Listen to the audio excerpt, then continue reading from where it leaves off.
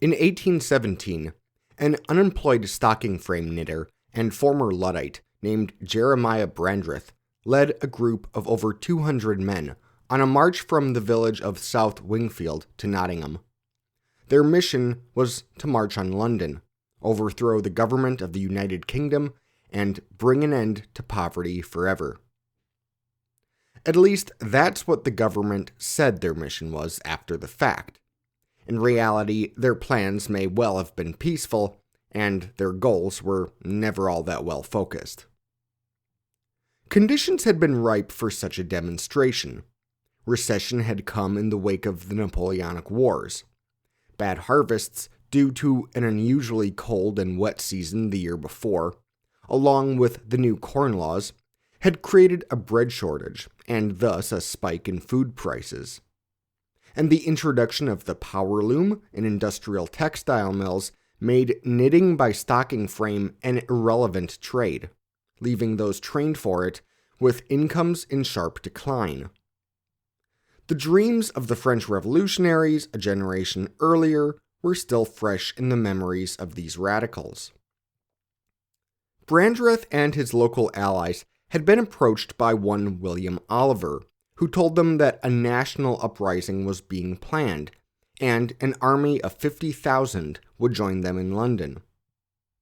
Oliver was, in fact, a government spy, sent to the north to expose revolutionaries. Before the men made it to Nottingham, they were met by the 15th Regiment of Light Dragoons. The men scattered, but the leaders, including Brandreth, were captured. He and 2 others were found guilty of high treason. They were hanged, drawn, and quartered later that year. This Pentridge Rising, as it's remembered, was among a myriad of stories from this period of working-class unrest. Riots broke out across East Anglia in 1816 and 1822, with agricultural workers destroying farming machinery and shouting for bread or blood. In 1820, radicals across Scotland staged an insurrection, led by a Glasgow committee claiming the formation of a provisional government, independent from that in England. 60,000 workers went on strike, while armed militias formed to march on the Carron Ironworks, once owned by our old friend John Roebuck, shout out Chapter 16. In 1830, agricultural workers across southern and eastern England rioted, beginning in Kent with the destruction of the new threshing machines, which reduced the demand for field labor. These swing riots, as they're remembered, also started targeting the Church of England because of forced tithes. And a series of protests broke out in Wales during the late 1830s and early 1840s, as poor farmers struggled to pay road tolls in addition to high taxes, tithes, and inflated food prices. Dressing as women and calling themselves Daughters of Rebecca, these men smashed the hated toll gates on the turnpikes. Clearly, the transition to technological and economic modernity was not going smoothly. If this was a path of progress, it was certainly a bumpy one, violently bumpy. It wasn't just working-class radicals who were concerned with the way this transition was playing out. A few empathetic business owners, scholars, and politicians were too.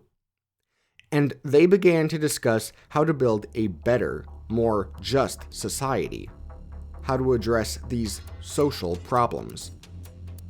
It was the dawn of socialism.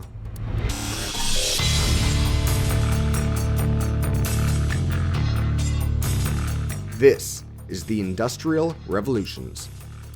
Chapter 42, The Early Socialists.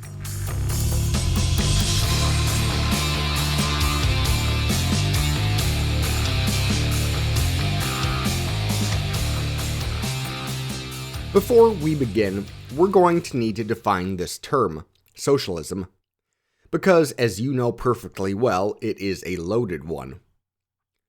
The Oxford Dictionary defines socialism as, quote, a political and economic theory of social organization which advocates that the means of production, distribution, and exchange should be owned or regulated by the community as a whole." End quote.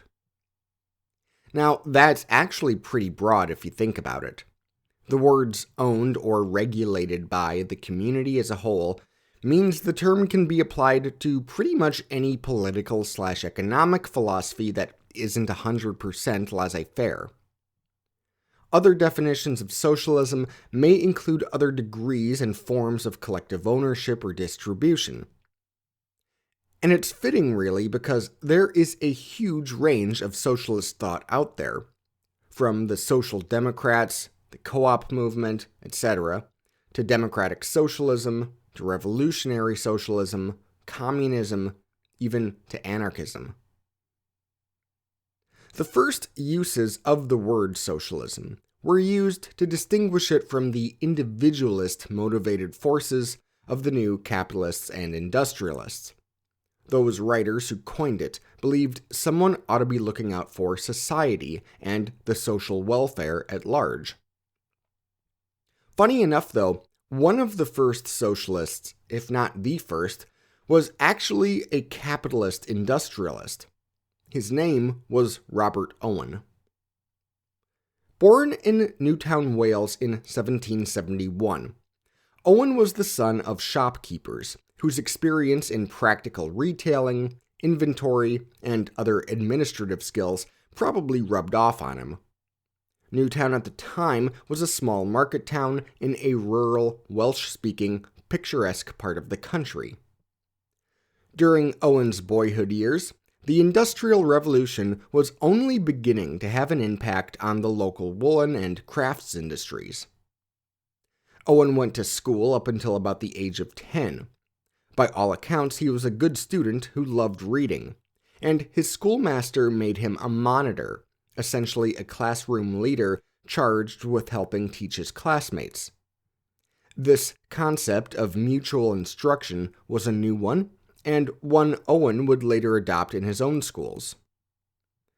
But then he was pulled out of school and sent all the way to Stamford, Lincolnshire, where he apprenticed as a draper. After 4 years in apprenticeship, he made his way to London, where he worked retail in a large haberdashery. The next move of his blossoming career came in 1788, when he was hired by a Manchester-based firm of silk merchants and drapers, catering to the expanding middle class there. So, at age 17, Owen moved to the epicenter of the Industrial Revolution. There, he soon learned that the real action of the textile industry was in production. In 1790, he joined a partnership that made cotton spinning machinery, and then began spinning cotton too, some of the best yarn threads in the country, in fact. But the real turning point of Owen's career came in 1792, when he applied for a managerial job at the Bank Top Mill. Recently completed by the cottage industry merchant turned mass manufacturing capitalist Peter Drinkwater, the Bank Top Mill, or Piccadilly Mill as it was also called, was a massive and modern 4-story factory churning out cotton yarn. Not only was it built with the latest fireproofing and lighting techniques in architecture, it was the first mill in Manchester to be powered directly by a Boulton & Watt steam engine. That a 21-year-old former retailer got such an important and well-paying job turned more than a few heads. But Owen was amazed, possibly overwhelmed at first, by the responsibility of managing 500 men, women, and children working with these new and often dangerous technologies. It was in 1793 that Owen joined the Manchester Literary and Philosophical Society, one of the many Enlightenment clubs that could be found up and down Great Britain. Its ranks included scientists, industrialists, and political reformers who wrote papers, presented them to the society, and discussed with one another. And it was within this setting Owen began developing his own philosophies. Throughout the 1790s, Owen proved to be a genius capitalist, leaving Drinkwater to jump at a new partnership opportunity and build a new mill in Manchester. Then, in 1797 or 1798, he traveled up to Scotland on behalf of his fellow partners to meet with customers there. While there, he met fellow capitalist David Dale and toured his cotton mill at New Lanark. David Dale's story was kind of remarkably similar to Owen's.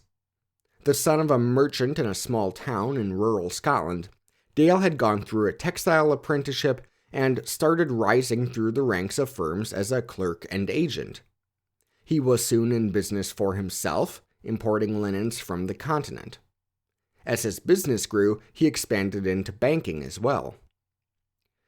Then, in 1784, our old friend, Sir Richard Arkwright, made a trip to Scotland to promote his new system of mass-producing cotton yarn.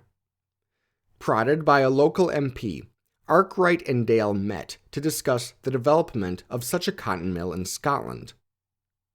Walking up a hill outside the town of Lanark in Lanarkshire, they came upon a natural wonder, the Falls of the Clyde. The only waterfall on the River Clyde, Arkwright immediately noted its strength, providing enough movement to power a mill using one of his water frames. Construction of this mill started shortly thereafter, though Arkwright soon lost interest, leaving the enterprise almost exclusively to Dale. Soon, this location would include 4 mills, as well as a tunnel and aqueduct to divert water from the Clyde through a series of water wheels. And then, like Arkwright had at Cromford, shout out Chapter 5, Dale constructed a little community around the mill to house the workforce that was needed. He called the village New Lanark.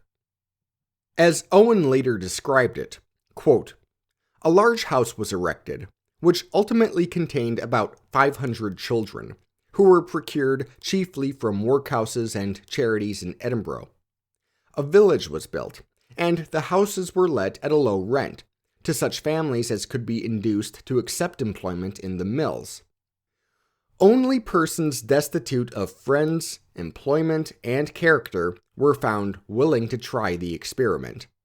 The community, by degrees, was formed under these circumstances into a very wretched society." End quote. But there were things Owen liked about the mill. For one thing, he appreciated the work Dale had put into it, and may have seen the potential for creating a model community from the get-go.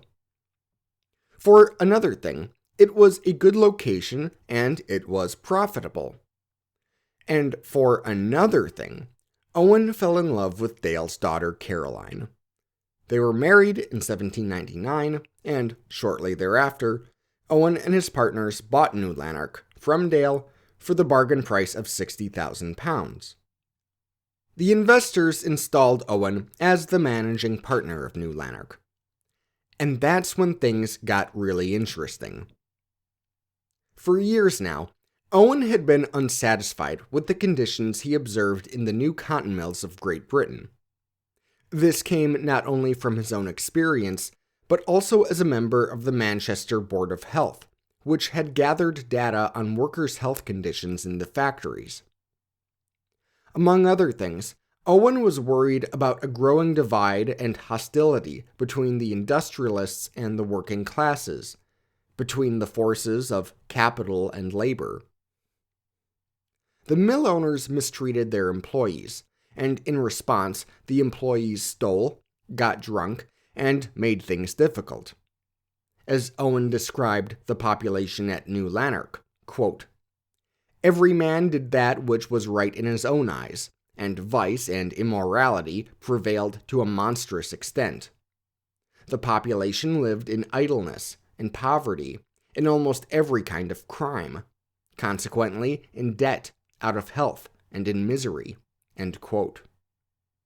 They also, apparently, got in a lot of arguments with each other about religion, which Owen found ridiculous.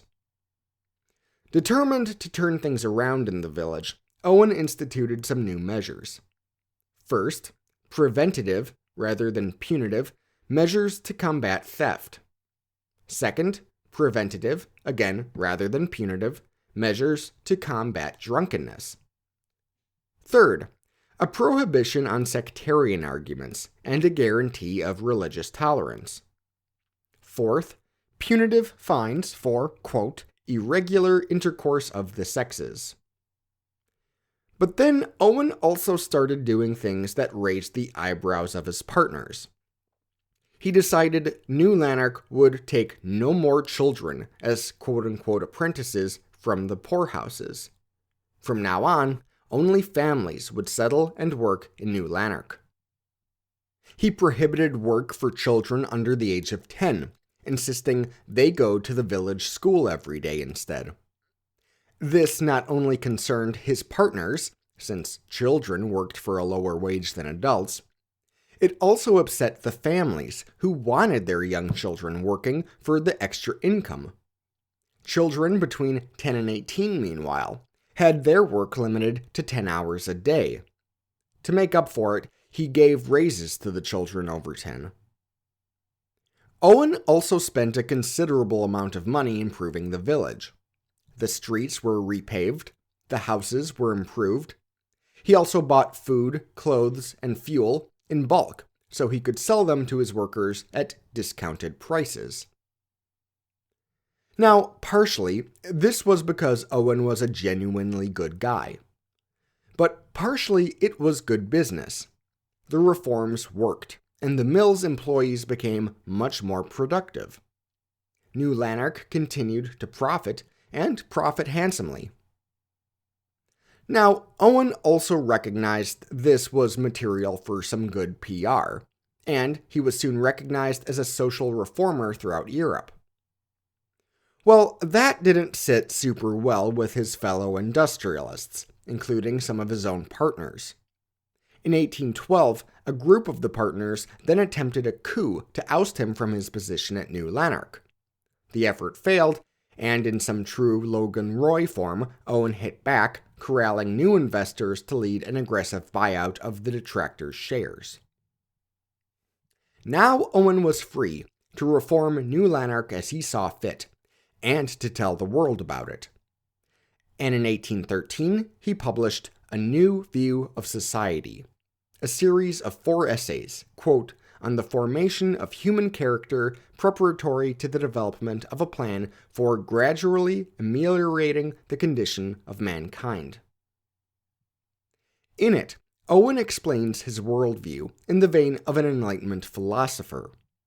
Central to this framework is Owen's view of nurture over nature, that a man's character is exclusively the product of his environment and upbringing. If we can properly train people to be good and give them good conditions to live in, they will be good people to everyone else in turn. Quote, the happiness of self, clearly understood and uniformly practiced, a principle which can only be attained by conduct that must promote the happiness of the community. End quote. In Owen's burgeoning philosophy, individualism doesn't work. Owen is most passionate about education. Explaining how he insisted young children go to school rather than work, he argues that their parents were raised in a bad environment with little education themselves. How are they going to give their kids a good environment or the tools of reasoning? No, take the kids away from their parents, at least during the workday. Stick them in a classroom or on a playground. Yes, Owen was a very early advocate for learn by play. And have them watched over by teachers who specialize in instilling good character through positive reinforcement. But he's not just calling on his fellow industrialists to follow suit, he's calling for these principles to be adopted by government. Quote, the governing powers of all countries should establish rational plans for the education and general formation of the characters of their subjects. to train children from their earliest infancy in good habits of every description, which will, of course, prevent them from acquiring those of falsehood and deception." End quote. He also calls on government to disincentivize gambling, including the lottery, and the production and sale of spirits, to reform the church, to ban emoluments, to reform the poor laws, and to create a massive increase in public employment. As he saw it, large-scale public employment would create more efficiencies in the economy and increase the demand for labor, thus improving wages. While promoting his views, Owen also advanced his new reforms at New Lanark, what he called the new institution, which included a school, a church, which specifically taught Owen's deist views, and communal living arrangements. And while it's easy to think of communal living as a hippy-dippy, hey man, we're all one with the earth sort of thing, Owen actually looked at it from a mass production perspective. Like, why should all the families in this village cook their own meals? That's so inefficient. Why don't we have a small handful of people prepare one big dinner for the whole community? Think of all the man-hours it frees up. That's much more economical. And when it came to communal living, well, this is where Owen starts to go off the rails. In 1824, Owen and his son sailed to the United States to establish a new communitarian village. A few months later, they arrived in the state of Indiana, where Owen purchased the town of New Harmony for $135,000.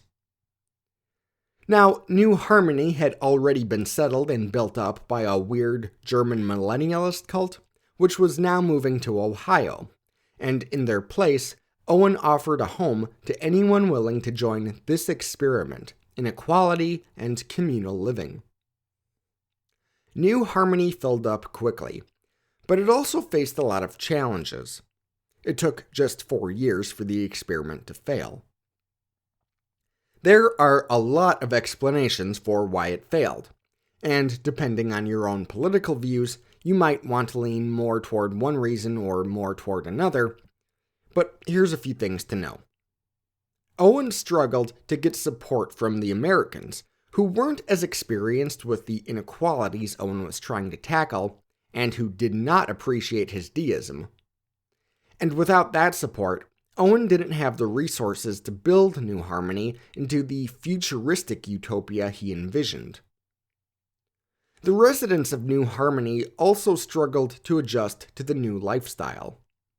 One such resident was Josiah Warren, who argued that the forced conformity of the society and the lack of private property was to blame. He would later publish a weekly anarchist newspaper called The Peaceful Revolutionist. Others couldn't quite leave the class distinctions of the old world behind. Upper-class people mingled with other upper-class people, and working-class people mingled with working-class people. The two groups realized they didn't have much in common culturally and didn't really get along. Owen, meanwhile, argued that the leaders of the community weren't following his ideas close enough. Owen's son argued that many of the town's occupants were lazy. Whatever the case may be, Owen packed up in 1829 and went back to the UK. And yet, after he left, more than 100 Owenite and Owenite-inspired communities spread across the US. I mean, all of them failed, but clearly there was something compelling about this philosophy to the people of the time. Among the Owenite-inspired communities were those of the Icarians, a movement founded by French philosopher Étienne Cabet. Born in Dijon in 1788, Cabet was a lawyer and teacher who served as a minor leader in the July Revolution of 1830. He then became a politician in the early years of the July Monarchy, but despite some initial success, it soon became clear that he was way too radical for the liberal regime of Louis Philippe. After some accusations of treason, he fled to England, where he began sketching out his philosophy. After returning to France in 1839, he published a novel, The Travel and Adventures of Lord William Carysdale in Icaria, a fictionalized account of an explorer finding a perfect society. Where have I heard that before? In Icaria, democratic elections are held for a governing body, which tightly controls the community to guarantee economic and social equality. Shortly before the end of the First Industrial Revolution, Cabet decided to put these ideas into practice and establish his own utopian community in America. Leading 69 Icarian settlers, who elected him dictator for 10 years, Cabet landed in New Orleans and made his way to Texas, where they attempted settling 1 million acres with log cabins in 3 months. It didn't work. So instead, they made their way to Nauvoo, Illinois, where they purchased the former Mormon settlement founded by Joseph Smith. But as dictator, Cabet never had as much power as he needed, governing a community that grew to about 1,800. And again, the followers struggled to adapt to the new communal lifestyle he envisioned. After a dispute in 1856, Cabet left Nauvoo with 180 of his most loyal Icarians and moved to St. Louis, but he died shortly after that same year. The Icarian movement continued, though, with one such community in Corning, Iowa, surviving until the end of the 19th century. Owen and Cabet were practitioners of what came to be known as Utopian socialism, the first school of this new ideology. This was in part named because of the utopian experiments these guys were trying, and in part it was an effort by later Marxists to discredit the earlier school as naive, compared to what they called their quote-unquote scientific socialism. But the utopian school also had many theorists who weren't practitioners. And in their differences of thought, we see the many branches of this ideology begin to form.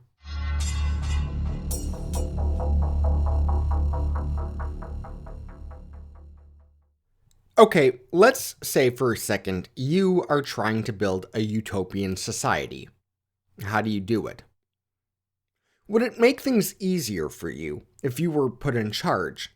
King of the Utopians, master of the Owenites, dictator of the Icarians. A society that can prosper while practicing equality and achieving tranquility must require everyone to get on the same page, right? But how do you accomplish that? Way back in Chapter 1, I talked about how social cooperation has always required myths. Whether it's the myth of money, religious myths, or the myth of law, you need your society to believe in the same basic myths in order to regulate behavior. Okay, well, the myth of money isn't super helpful in a socialist utopia. Money is the sort of thing you feel icky about if you're the kind of person joining one. Religious myths, meanwhile, are really useful in utopian societies, but they're a lot harder to promote in a rationalist, post-Enlightenment world with greater tolerance for people who believe in a broad array of such doctrines. The burden, then, is really on the myth of law. You're going to need a strong political power that can govern people, the economy, etc. Except, isn't freedom also an important idea in this post-Enlightenment world? Does dictatorship really fit in our idea of a utopia? Or is it more characteristic of a dystopia? Almost from the beginning, the utopian school of socialism was split into two distinct, if rarely defined, camps. And at the heart of it was this question of power dynamics in a utopian society. The first camp I will call the Centralists, those who prioritized the success of the society over the freedom of the individual. Owen and Cabet were definitely centralists. And if Robert Owen was the bridge from the practice of capitalism to the practice of socialism, then the bridge from the theories of capitalism to the theories of socialism was the Genevan historian and political economist Jean-Charles Leonard de Sismondi. Born in 1773, Sismondi grew up during the height of the Enlightenment in Geneva, where and when guys like Voltaire and Rousseau were such a big deal. From an early age, it was clear that Sismondi was a bit of a genius, but his parents were determined he should go into commerce rather than scholarship. As a young adult, he clerked for a bank in Lyon as the French Revolution broke out. When the revolution turned bloody chaos, he fled to England before returning to Geneva. At some point during these years, he read Adam Smith's Wealth of Nations and became immensely interested in political economy. He published his first economic treatise in 1803, which for the most part followed Smithian orthodoxy. But as the years passed and the Industrial Revolution progressed, Sismondi became more dissatisfied with the liberal classical school of economics, especially the optimism of Jean-Baptiste Say. In 1819, he published his New Principles of Political Economy, followed up by his 1837 Studies in Political Economy, in which he argued that Say's law, remember that's the idea that there's not going to be an excess of supply in the market, was flawed. As Sismondi saw it, with such an unequal distribution of income as was developing, how could you argue that there was an efficient equilibrium in the free market? He argued too much emphasis was being put on the creation of wealth rather than the creation of happiness. As he put it, quote, "A certain kind of equilibrium, it is true, is reestablished in the long run, but it is after a frightful amount of suffering." Instead, Sismondi argued that some of the new wealth being created should be redistributed, not from capitalist to landowner, but from capitalist to worker. He believed laissez-faire policies were only going to further the disparities of wealth as industrialists used new technologies to force lower wages on their employees. Sismondi believed that the ideal economy would be dominated by small farms and artisan craftsmen. Any new wealth generated by some new technology should be redistributed equitably and contributed to a social safety net. Now, this stood a bit in contrast to Owen, who believed that modern industry was central to the formation of a fair, new utopian world. It also stood in contrast to the most famous of these early socialist theorists, Claude Henri de Rouvroy, Comte de Saint-Simone. Henri de Saint-Simone was born into the French aristocracy in Paris in 1760. As a young man, he joined the Marquis de Lafayette and fought in George Washington's army in the American Revolution. After returning to France, he studied engineering and hydraulics. Saint-Simone was a supporter of the French Revolution from the get-go, and a radical one at that. But perhaps because of his noble birth, he was eventually locked up during the Reign of Terror. The next 20 years of his life were pretty weird. He was basically broke the whole time while trying to keep up the appearances of an enlightened aristocrat. But from 1814 until his death in 1825, Saint-Simone published a series of works that re-envisioned everything about how society should be run. Central to this utopian vision was a strong hierarchy of power, based not on democratic whims or aristocratic traditions, but on strict meritocracy. combined with unyielding scientific and technological progress. The efficiency of the factory, he argued, should be extended to all aspects of society. While he believed in low taxes and limited government regulation, he nevertheless saw central planning of an economy's production and distribution as the key to the future. Such a society would respect hard work and respect those leaders with the experience and intelligence to organize such a system. Another centralist was the Prussian economist and politician, Johann Karl Rodbertus.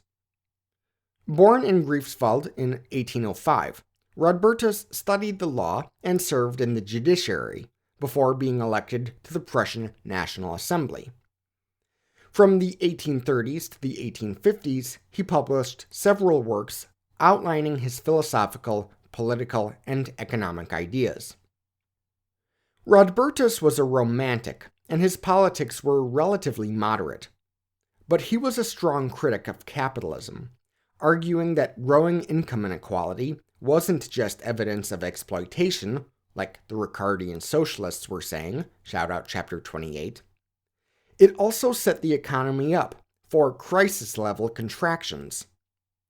He believed government should intervene, regulating industry to the point of setting prices and wages. But to other socialists, government wasn't the solution to capitalism's flaws. Rather, government and capitalism were two different forms of the same problem. Among the most notable of these decentralist thinkers, as I'm calling them, was the French philosopher Charles Fourier. Born in Besançon in 1772, Fourier came from a fairly well-to-do middle-class family. After his parents died, he received a sizable inheritance that allowed him to do a little tour of Europe. But despite higher aspirations, he was stuck doing middle-class jobs for the rest of his life, as a traveling salesman and a merchant clerk. Fourier kept his head down during the French Revolution and published most of his writings after the fall of Napoleon.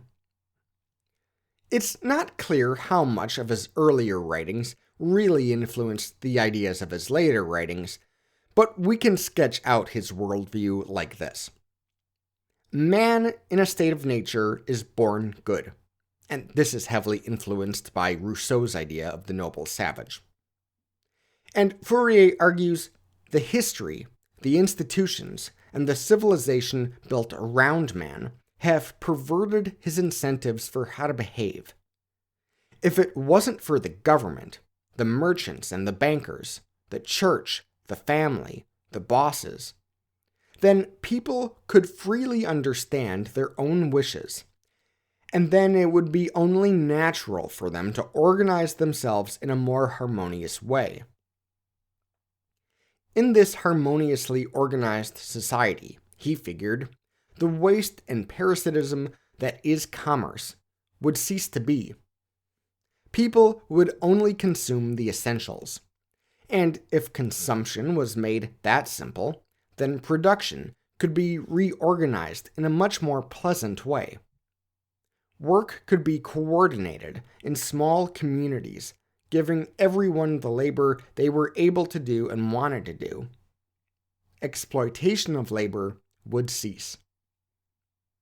He called these communal associations phalanxes, and even envisioned huge complexes called phalansteries, where the members could live and work. Now, incomes in a phalanx could be determined by the type of work done. This inequality would provide some incentive for people to do the more challenging or less desirable jobs. But he believed the system would still be much more equitable than anything else and wouldn't allow for poverty. And much in the utopian spirit of the age, several Fourierist communities sprung up in France and the United States. Another guy I'd describe as a decentralist was the English writer William Godwin. Born in Wisbech, Cambridgeshire in 1756, he came from a middle-class family of hardcore religious dissenters. His father was a Calvinist minister, and Godwin followed into the same profession. However, he probably wouldn't have been very good at that job because, at some point, he realized he was an atheist. Instead, Godwin moved to London, where he began a writing career. For about half a century, Godwin wrote a mix of fiction and nonfiction, including novels, essays, and biographies. Among the last was of his late wife, the writer Mary Wollstonecraft, a genius in her own right who I think it would be fair to call the intellectual catalyst of feminism. A friend of Robert Owen, Godwin was a critic of conservatives, as well as liberals. In his inquiry concerning political justice, he tapped into the utilitarian philosophy of Bentham and Mill to criticize John Locke's defense of private property. Godwin argued that one's right to property is limited to his needs of property. No one has the right to maximize his own pleasure at the expense of someone else's.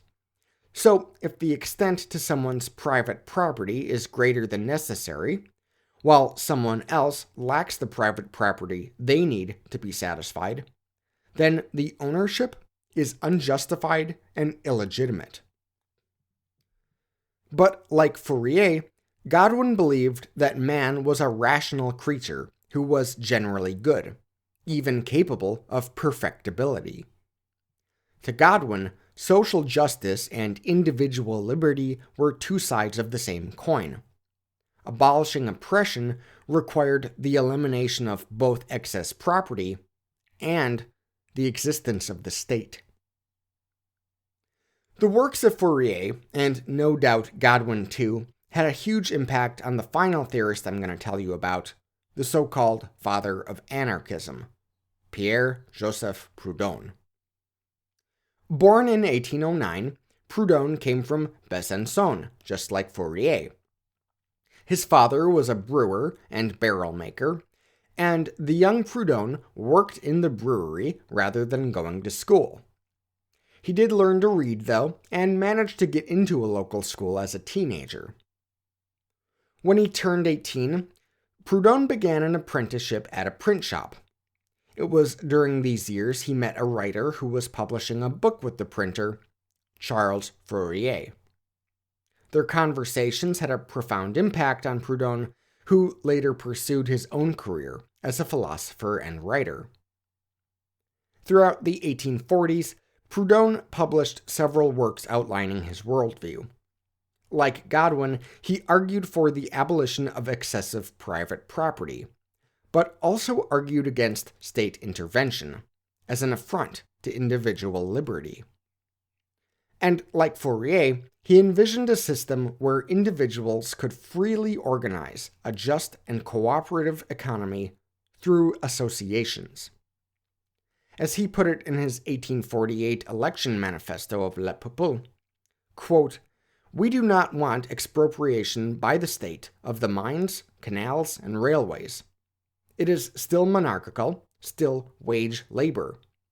We want the mines, canals, railways handed over to democratically organized workers' associations, operating under state supervision in conditions laid down by the state and under their own responsibility.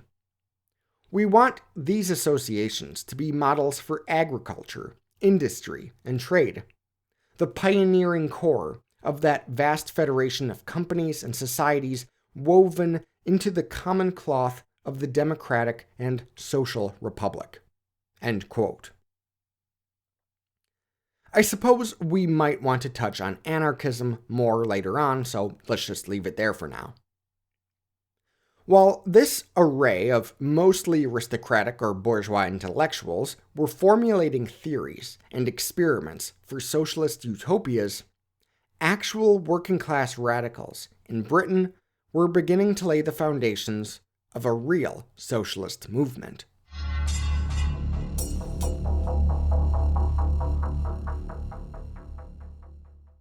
In London, 1838, a committee of 6 members of Parliament and 6 working men drafted a document to revolutionize British democracy.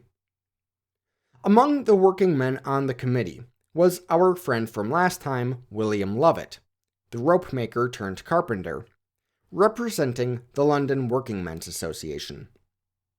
As they saw it, the Great Reform Act of 1832 had not gone far enough to represent the working class. The document they drafted called for 6 key reforms. 1. Universal suffrage for men over the age of 21. 2. Removing the requirement that members of Parliament be property owners. 3. Annual parliaments, in other words, annual national elections.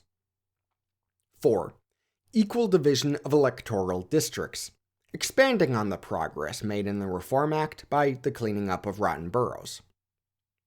5. Salaries for members of Parliament, so that working men, not just the wealthy, could afford to serve in government. 6. Secret ballot voting, to eliminate some of the corruption problems I mentioned in Chapter 40. They called this document the People's Charter. Over the next year, the Chartists, as they were called, organized public meetings across the country, gathering over 1.2 million signatures for a petition calling on Parliament to adopt the Charter. In May 1839, the petition was at last presented to Parliament. They voted to reject it. Riots broke out across the country. The Chartism movement persisted, though, and along with the 10 Hours movement to limit child labor in the factories, it was the focal point of working-class politics in Britain throughout the 1840s. 2 more petitions were organized. Eventually, most of the 6 points were adopted, though not until the 1860s and 70s. Even that's an oversimplification. While the franchise was first extended to some working-class voters in the 1860s, for example, universal adult male suffrage would have to wait until the 20th century. Populist political movements had existed throughout history, of course, but something about this one was different. It was organized, but its tactics nonviolent. Radical in its aims, but measured in its approach. In this way, the Chartist movement differed from other radical movements on the continent during the 1840s, movements that led to revolutions in 1848. And the associational experience of the Chartist leaders is a big reason why. It all began about a century earlier with the Methodists, shout out Chapter 17, who recruited members from poor backgrounds, gave them some education, and put them into leadership roles within the religious movement. In the 1790s, then, working-class Enlightenment societies began to appear, such as the London Corresponding Society. Started by a shoemaker named Thomas Hardy, who believed that the limits to voting rights were responsible for all the greed and corruption of the politicians, the LCS began as a small group of friends who met once a week to discuss a new book. Those discussions were usually along radical political lines.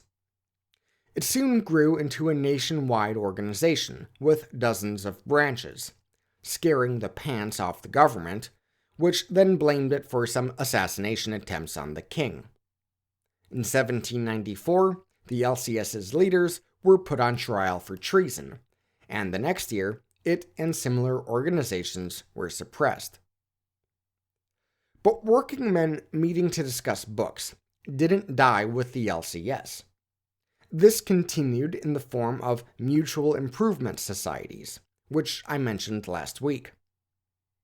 Not only did they provide some basic educational opportunities for the working class, they gave their members intellectual stimulation and encouraged them to explore their own political thoughts. Among the members of the LCS, was a struggling leather breeches maker named Francis Place. Place had demonstrated strong organizational and leadership skills, and he rose through the ranks of the LCS. He had developed these skills as a member of the Breeches Makers Benefit Society. Benefit societies, also called mutual insurance societies or friendly societies, were members-based insurance pools for workers in various industries. So, these breeches makers would pay weekly dues into the society, and if they got sick and had to miss work, or if they got laid off, or if they got seriously injured on the job, the society would help them get by. Employers sure weren't doing that yet. To these ends, the society also held meetings to elect stewards. Well, 2 years into Place's membership, the Breeches Makers Benefit Society stepped out of its normal bounds. They decided to strike for better wages. Place was suddenly elevated into a leadership role, and, although the strike was unsuccessful, he gained important experience from it. Blacklisted now from making leather breeches, Place transitioned into making wool breeches instead. Within a few years of it, some of his new co-workers approached him to help them raise a strike fund. He agreed, becoming the secretary of their friendly society and a, quote, confidential manager of their money. Not long after, a group of carpenters approached him and asked him if he would do the same for them, and then a group of journeyman plumbers. The idea of the labor strike had existed since antiquity. Artisans at Egypt's royal necropolis walked off the job, demanding better compensation, in the 12th century BCE. In the ancient Roman Republic, when the plebs felt mistreated by the patricians, they would simply up and leave the city until the patricians realized they needed them. Peasant revolts popped up during the Middle Ages, when serfs refused to work until rents were reduced, usually cutting off a few heads in the process. And in the 1760s, when wages were cut at the London docks, the sailors demonstrated by going ship to ship and striking the sails, that is, taking them down. And that is believed to be the etymology for how we use the word strike. And while the British couldn't exactly force their people to work, they could prohibit the end goal of labor strikes, the collective bargaining agreement, by prohibiting the practice of collective bargaining. And that's exactly what they did. In 1799 and 1800, Parliament passed 2 bills known as the Combination Acts, banning contracts between employers and bargaining units. While the Combination Acts didn't successfully stop all worker mobilization, or even strikes, they did successfully keep the lid on the labor movement over the next 2 decades. Finally, in 1824, they were repealed. A huge wave of strikes across the country followed, and the next year, a new Combination Act was passed, limiting these combinations strictly to bargaining on the basis of wages and hours, not working conditions or anything else. It also prohibited methods of encouraging workers to participate in the strike, including, critically, a ban on pickets.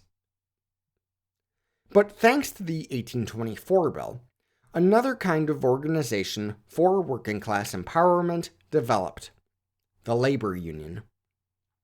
Okay, in Britain they say trade union, and since that's the geographic focus here, I'll say it too for now. Trade unionism grew in Britain in the 1830s and 40s, despite a difficult legal environment. Thomas Dunning was a self-taught shoemaker in Nantwich, where he joined a 500-member large shoemakers union, the Cordwainers Club, in the 1830s. Then, some local magistrates threatened to prosecute the union's leaders for violating the ban on secret oaths, which you'll remember was a law that came out of the Luddite uprisings, shout out chapter 24, and is how officials prosecuted the Tolpuddle martyrs. Shout out Chapter 6.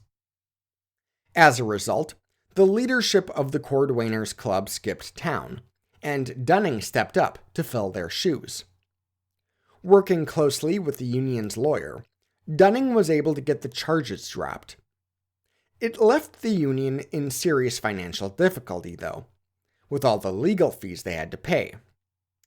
But between the legal battle and the subsequent raising of funds, Dunning gained valuable experience in law and finance. It's no wonder why Dunning later joined the Chartists. Only by reforming the political order did workers have a chance at changing the laws. The ban on secret oaths, the ban on picketing, laws that made union organizing so difficult. And thanks to experienced leaders like Dunning, the Chartists were able to organize effectively. The Methodists, the Mutual Improvement Societies, and labor unions were all examples of associations that empowered the working class to then turn to political action with the People's Charter. But among the things that set the unions apart was their role in the advancement of socialism. With all the difficulties they faced in the First Industrial Revolution, many unions understood they would be a much more powerful force if they could be organized and coordinated together. In 1829, a union of Lancashire cotton spinners invited spinners' unions across the UK to send delegates to a national convention on the Isle of Man. There, they elected executive committees and agreed to hold the convention annually. The new Secretary General of this new General Union of Cotton Spinners was the Irish-born spinner and experienced labor agitator John Doherty. And Doherty envisioned an even bigger organization, the National Association for the Protection of Labor. This would be a UK-wide union of unions, representing all wage-earning workers of all trades. It came together in 1830, counting about 130 unions, but soon fell apart under the weight of its ambition. Next came the Operative Builders Union, a collection of unions representing joiners, masons, bricklayers, plasterers, plumbers, painters, and other construction workers. In 1834, it represented nearly 6,800 workers. And that year, they attempted to form a new union of unions, the Grand National Consolidated Trades Union, with the help of none other than Robert Owen. By this point, Owen had returned from America and became a major supporter of trade unions, believing, quote, labor is the source of all wealth, and that producers of wealth could retain it for themselves if they stuck together. Now, the Grand National also fell apart, but with Owen's considerable public persona behind it, trade unionism grew significantly, and under his influence, union leaders became more collectivist in their outlook as they too reimagined the ways society could be organized. Among them was our friend William Lovett.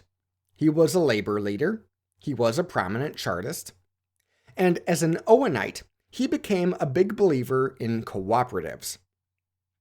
Co-ops were a natural extension of Owenism that picked up among his followers. Lovett joined the first London Cooperative Trading Association in the late 1820s. Members like him would pay a small weekly sum to the co-op.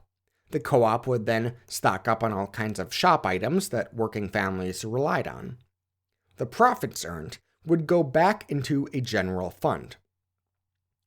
In fact, Lovett became a storekeeper at the co-op, believing these kinds of associations, quote, formed the first step towards the social independence of the laboring classes, that the gradual association of capital by these means would enable the working classes to form themselves into joint stock associations of labor, which, with industry, skill, and knowledge, they might ultimately have the trade, manufacturers, and commerce of the country in their own hands. End quote. Lovett went on to admit that he had been overly optimistic in these expectations. But despite the ways this particular co-op fell short, the cooperative movement, like the trade unions and other associational outlets, had introduced many workers now to the world of social organization. And in the process, they learned a lot about politics, law, public communication, financial management, publishing, and leadership. Now, not all the radicals of the First Industrial Revolution saw eye to eye on everything. Not all trade unionists were interested in the politics of Chartism. Others, like the Chartist and Methodist preacher Joseph Barker, were so dismayed by the way socialists spoke about religion that they became suspicious of socialism. And being part of the 10 Hours movement didn't automatically make you interested in, say, the cooperative movement, or Owenism. But overall, the radicals were a big melting pot of thought for working class empowerment. Without the other ingredients of the pot, it's difficult to imagine the early socialists being anything more than a bunch of upper-class philosophers screaming into an historical void. Without the rise of the working class, the rise of socialism would have never been practical. And without the Industrial Revolution, the rise of the working class wouldn't have been practical. It's not like there was a big coherent political movement of agricultural workers or servants during this period. There were a few uprisings in the countryside that I mentioned at the start of this episode, just like the peasant revolts of old. But no organized nonviolent efforts, no petition drives, no great speeches, no collective bargaining efforts, no establishment of co-ops, no mutual improvement societies. These things were happening in the cities and mill towns, among skilled tradesmen and industrial workers. The economic growth that accompanied industrialization correlated strongly with the independence of those laborers who were making it possible. William Aiken had entered the mills in Manchester as a child, calling it the, quote, saddest picture of child suffering, of cruelty, of avarice that can be found in the annals of any human history in the world, end quote. But he worked his way up to become an overlooker in his mill, managing his co-workers, and earning a good salary. That is, until he was forced to quit for supporting the 10 Hours Bill. Many later socialists believed the Industrial Revolution was an age of dark exploitation. But Aiken believed it was a time of, quote, wondrous improvements, both technological and social. The dark days were over. Quote, all that has changed now, thanks to the exertions of the working men themselves. And while this period of tremendous economic transition was giving rise to a newly empowered proletariat, it was also bringing about the slow decline of one of history's most powerful social groups, the gentry. Next time on the Industrial Revolutions.